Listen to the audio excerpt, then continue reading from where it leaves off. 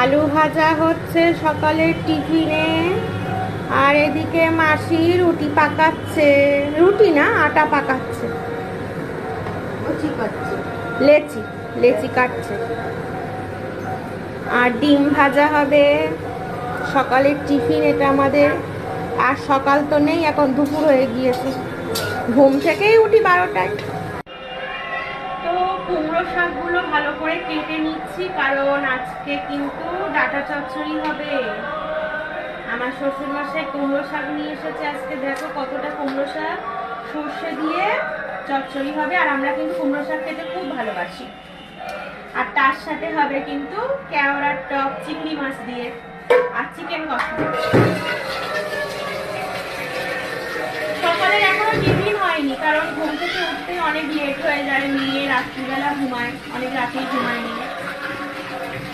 আর শাকগুলো কিন্তু আমি ভালো করে পরিষ্কার করে কেটে নেব।